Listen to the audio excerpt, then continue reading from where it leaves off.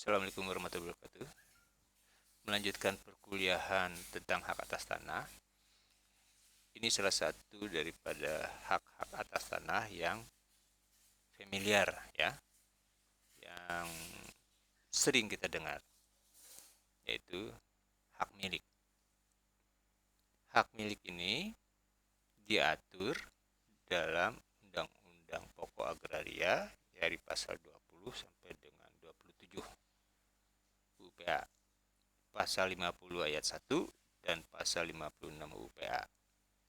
Dalam ketentuan konversi pasal 1 Romawi dan pasal 2 Romawi dan pasal 7 Romawi juga diatur tentang hak milik. Untuk hak milik ini yang terpenting kita perhatikan adalah mengenai subjek. Ya, subjek pemegang haknya. Siapakah subjek hak milik itu? Yaitu WNI tunggal. Ya, dikatakan tunggal karena jika seseorang mempunyai dua keluarga negaraan, maka dia dianggap tidak memenuhi syarat sebagai pemegang hak milik. Ya. Nah, ini kita bisa lihat dalam pasal 21 ayat 1 UPA. Ya. Di samping WNI tunggal, ada badan hukum yang boleh mempunyai tanah hak milik, tapi untuk badan hukum tertentu.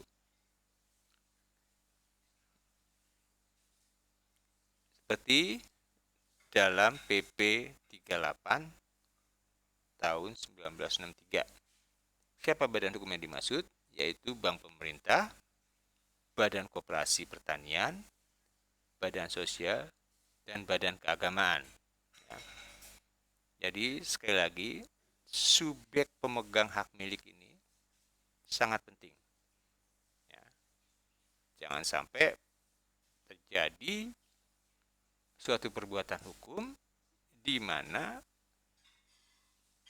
para pihaknya, ya, terutama misalnya pembeli, ya, jika ingin membeli, dia bukan warga negara Indonesia, maka perbuatan tersebut batal demi hukum jika jual beli tersebut dilaksanakan.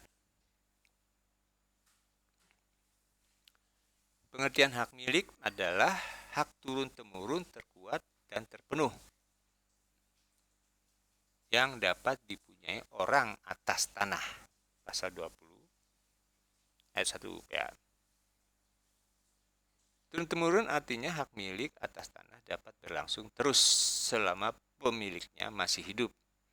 Dan pemiliknya meninggal dunia, maka hak milik dapat dilanjutkan oleh ahli warisnya sepanjang memenuhi syarat sebagai subjek hak milik. Nah, artinya hak milik bisa mewaris, ya. Tapi dengan syarat si ahli warisnya ini juga harus WNI tunggal. Jika ahli warisnya bukan WNI atau WNA dia, maka tidak bisa mewaris tanah tersebut. Bisa sih, bisa, tapi dalam waktu 1 tahun, ya, yang menerima warisan tersebut harus mengalihkan tanahnya kepada subjek hukum yang diperbolehkan. Ya, terkuat sekarang. Artinya hak milik atas tanah lebih kuat bila dibandingkan dengan hak atas tanah yang lain. Tidak mempunyai batas waktu tertentu, mudah dipertahankan dari gangguan pihak lain, dan tidak mudah hapus. Ya, hak-hak atas tanah yang lainnya seperti hak guna usaha, hak guna bangunan, dan hak pakai itu dibatasi adanya jangka waktu. Sementara hak milik, begitu keluar sertifikat hak milik, maka tidak ada lagi waktu yang membatasi. Selamanya nggak perlu perpanjang-perpanjang lagi. Ya, kalau tanah tersebut sudah berstatus hak milik. Jadi nggak usah repot-repot lagi. Beda kalau tanah tersebut hak GB, hak guna bangunan, atau hak pakai, atau hak guna usaha. Ketika waktunya habis, harus diperpanjang. Ya. Kalau nggak mau diperpanjang, ya berarti udah nggak mau pakai tanahnya. Tanah tersebut baru kembali kepada negara.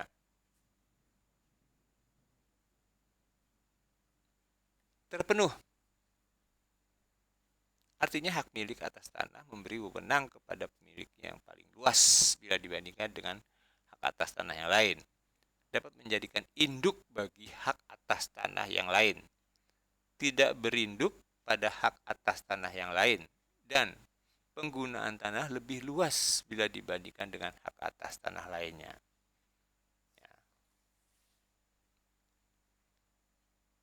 Artinya apa? Seorang yang punya tanah dengan sertifikat milik, maka di atas tersebut bisa ditumpangin hak lain. Misalnya hak guna bangunan di atas hak milik.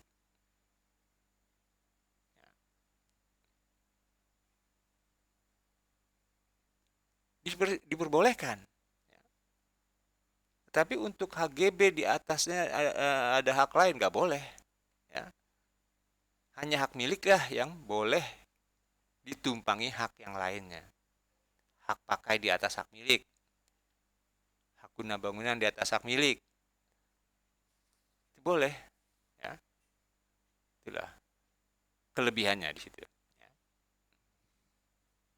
Nah, yang perlu diperhatikan adalah bagaimana kalau ada suatu permasalahan terhadap hak milik. Kapan timbulnya masalah tersebut? Ya. Permasalahan hukum hak milik yaitu bisa terjadi karena ada larangan pemindahan hak milik kepada warga negara asing atau badan hukum Indonesia. Ya. Badan hukum Indonesia adalah misalnya ini perusahaan perusahaan swasta, ya, perusahaan swasta berbentuk PT misalnya, itu badan hukum Indonesia dan badan hukum asing. Ya. Karena perusahaan swasta Indonesia itu bukan subjek hukum yang diperkenankan untuk memegang hak milik. Begitu juga dengan badan hukum asing, warga negara asing, karena itu dilarang. Ya.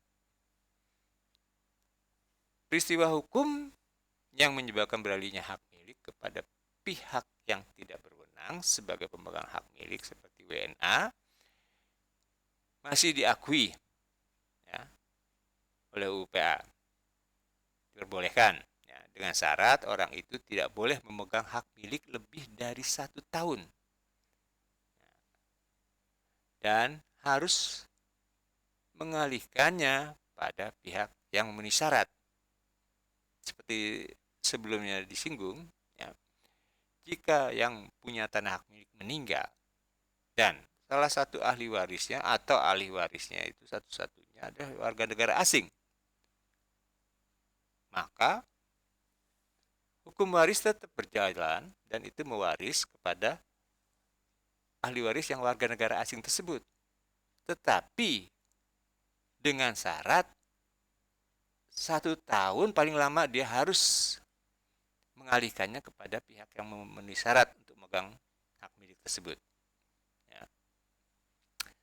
Nah, jadi peristiwa hukum yang menyebabkan beralihnya hak milik kepada WNA adalah percampuran harta karena perkawinan, ya. Pewarisan tanpa wasiat, peralihan dari WNI menjadi WNA.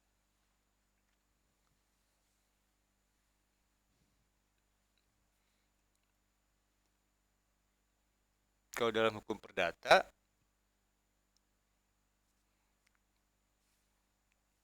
ketika terjadi pernikahan tanpa perjanjian kawin, maka dengan sendirinya terjadilah harta campuran, harta bersama. Nah, kalau istrinya WNI, suaminya WNA, maka ketika dia beli tanah, ya, punya tanah, maka terjadilah harta kekayaan itu yang berupa tanah menjadi harta perkawinan campuran. Ya. Nah, kalau harta perkawinan campuran berarti ada sebagian milik warga negara asing tanah tersebut. Ya. 50 milik warga negara asing, kita katakanlah suaminya. Yang 50% si istri yang warga negara Indonesia. Begitu juga. Nah, itu kalau tanah hak milik terjadi seperti itu.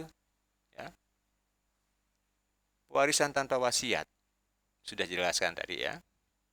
Peralihan dari WNI menjadi WNA.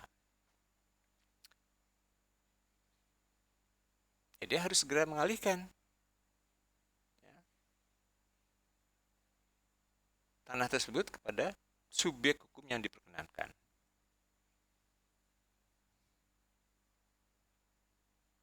Sekarang kita lihat bagaimana itu terjadinya hak milik. Bisa melalui 3 cara. Ya. Dalam UU disebut dalam pasal 22. Hak milik atas tanah yang terjadi menurut hukum adat. Hak milik juga bisa terjadi karena penetapan pemerintah. Hak milik juga bisa terjadi karena ketentuan undang-undang.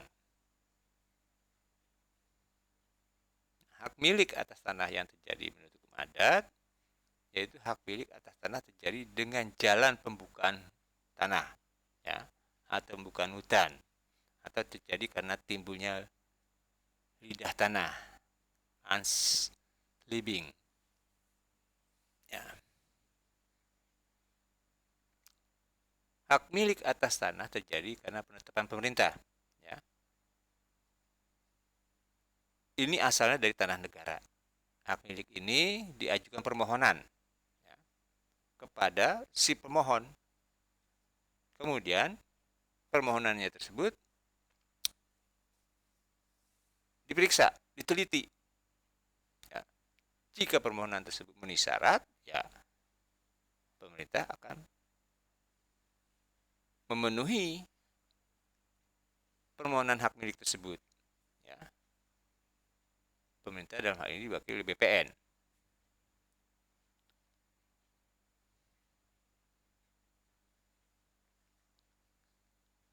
Hak milik atas tanah terjadi karena ketentuan undang-undang. Ini bisa lihat dari ketentuan-ketentuan konversi UU-PA. Ya. Bagaimana perubahan-perubahan hak milik dari hak atas tanah yang tunduk pada hukum perdata barat ya berubah menjadi hak milik. Karena ini sudah diatur dalam Undang-Undang Pokok Agraria, maka hak milik itu bisa disebut karena ketentuan undang-undang. Ya. Lihat ketentuan-ketentuan konversi di UU-PA, khususnya pasal 1 Romawi, pasal 2 Romawi, pasal 3 Romawi, dan pasal 7 Romawi ayat 1.